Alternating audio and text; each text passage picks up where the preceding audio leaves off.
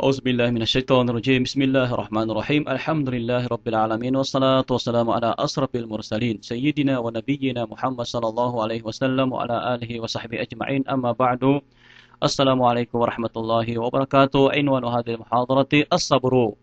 Ang paksa po natin ay ang pagtitiis. Ang Allah subhanahu wa ta'ala nagsabi mula sa banal na Quran, Innama yuwaffas sabiruna ajrahum bighairi hisab.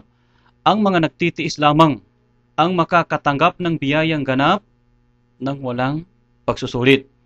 As-sabru ala salasati anwa'in. Ang pagtitiis ay may tatlong antas o may tatlong uri.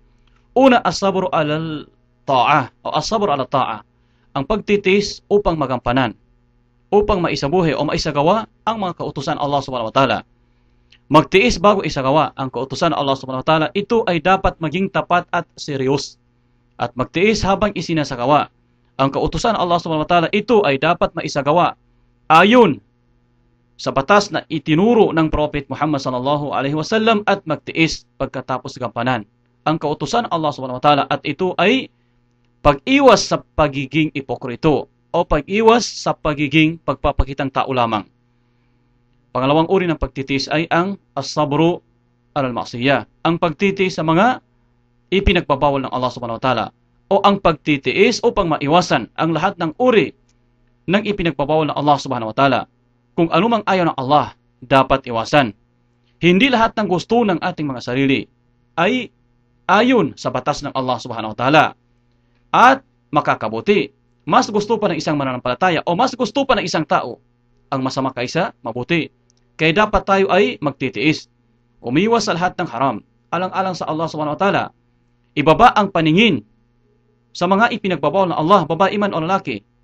Huwag ipapakita ang mga magagandang bahagi ng katawan, lalaki man o babae, liban lamang sa mga asawa. At gamitin ang mga biyaya ng Allah subhanahu wa ta'ala sa tamang paraan. Ginawa tayo ng Allah subhanahu wa ta'ala upang sumamba lamang.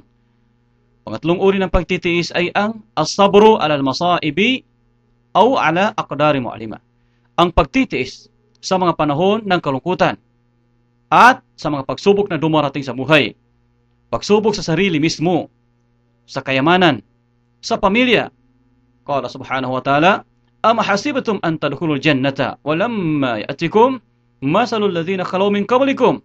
Ano ba ang inyong iniisip? Kayo ba ay makakaparaiso na libre sa mga pagsubok? Libre kayo sa mga pagsubok? Ano ba ang inyong iniisip? Kayo ay makakapasok sa paraiso ng Allah subhanahu wa ta'ala nang libre sa mga pagsubok? Hindi kayo makakapasok sa paraiso nang libre sa pagsubok, sapagkat ang mga naunang mga tao ay nakakaranas ng mga pagsubok. Huwag niyong isipin o huwag niyong ilagay sa inyong utak na makakapasok kayo sa paraiso nang hindi kayo dumadaan sa mga matitinding pagsubok, gaya ng nararanasan ng mga naunang mga tao. Massatuhum al-ba'sa wad-dharra. Sila ay nakakaranas ng matitinding pagsubok, gaya ng nangyari kay Prophet Ayub alayhi salatu wasalam. Siya ay nagkasakit at nagtatagal nito ng 18 years bago siya nagka-recover. Si Arwa bin Azubair bin Al-Awam, isa sa pinakamagaling na sahaba sa Madina Al-Munawwara. Siya ay nakakaranas ng matinding sakit at naputulan ng paa. Mga alipin ng Allah sa madaling salita, ang mga pagsubok na dumarating sa buhay, sa kayamanan, sa mga pamilya, ito ay bahagi ng buhay, sapagkat ginawa ng Allah subhanahu wa ta'ala ang buhay na may kalakip o may kasamang pagsubok. Kaya kahit anumang gawin natin, hindi tayo makakaiwas sa mga pagsubok. Isa sa magandang bunga ng pagtitiis, kapag ang mananampalataya ay ilalagay sa kanyang libingan, ang kaniyang sala o ang kaniyang dasal ay nasa kanang kamay, at ang kaniyang zakat ay nasa kaliwang kamay. Ang lahat-lahat ng kaniyang kabutihan ay nasa kaniyang harapan.